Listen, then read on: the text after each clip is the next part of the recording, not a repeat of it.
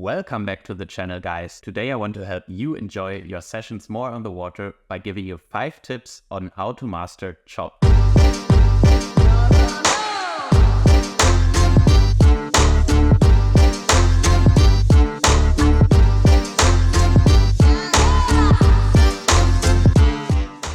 If you've ever been out on a really choppy day and just got bounced around by the chop and the waves, this video will help you to keep control over your board and master the chop. So let's get right into it. The first tip, and probably the most important one, is that you should try to rail your board. That means that your goal should be to ride more freely just over the tail of your board. Because I actually see a lot of people making this mistake in choppy conditions, that they adjust their mast foot forward and put the boom down to decrease the power on the rig. But what that does is it makes the board more sticky. More of the board will be touching the water, and that means that you will feel each piece of chop way more than if you would just ride freely just on the tail of the chop. Just take a look at this video of Matteo Iachino, for example, and see that only the very tail of his board is touching the water, and this allows him to just freely ride over the chop here in Fuerteventura instead of getting bounced around by it.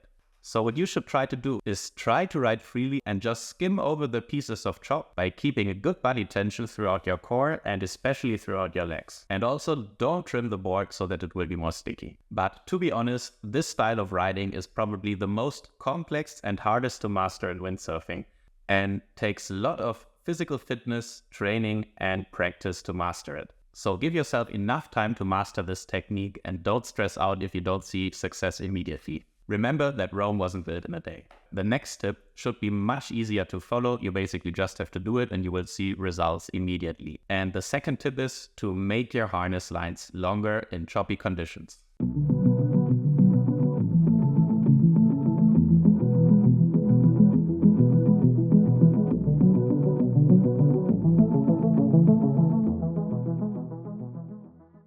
By making the harness lines longer, your body is positioned more outward from the board and more horizontal to the water.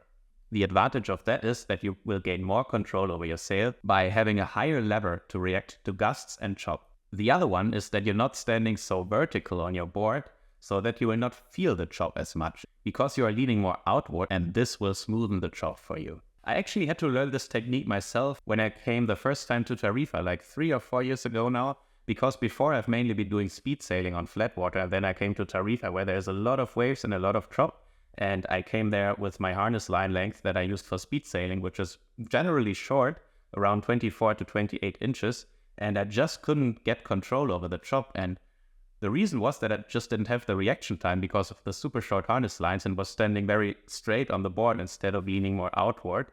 And as soon as I made the harness lines longer, I think like 30 to 32 inches, I had much more control over the chop and could enjoy the session much more. So this is a really simple tip of something that you can do to immediately have more fun on the water while sailing in choppy conditions. I would advise to get a pair of variable harness lines, so that way you can play around with the length a bit to see what is the optimal length for you, because it varies from person to person. There's not one size that fits all. The third tip, similar to the second one, is a trimming advice. Increase your downhaul slightly in choppy conditions. In chop, naturally, your whole rig will bounce around a lot more than it will on flat water. And here, if your leash is too tight, this can cause you to lose the good body position and get pulled over by your sail over the board and make a big catapult.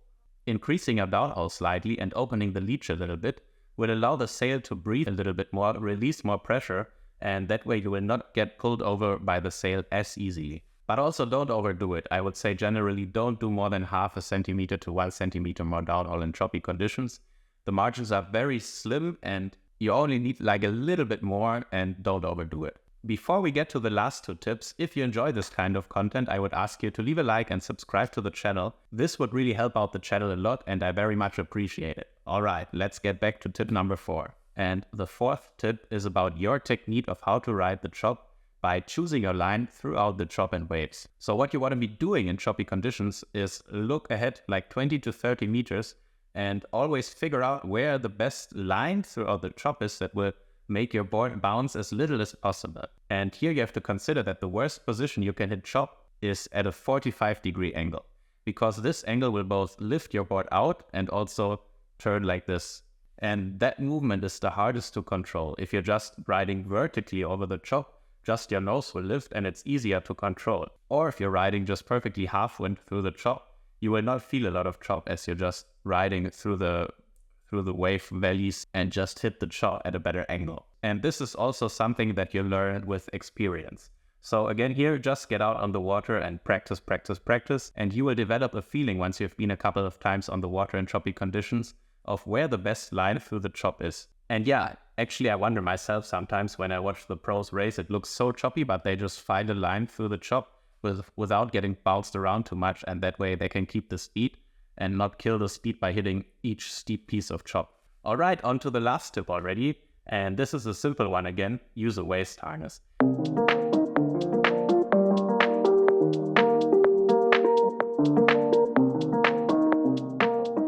If you're not using a waist harness, maybe you like to use a seat harness for racing, this will make it a lot more difficult to keep control over your rig in choppy conditions.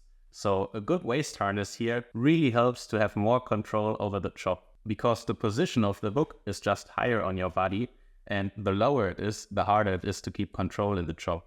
Of course, you will also have a little bit more power with a harness that sits lower, but the waist harness in difficult conditions is the go-to harness.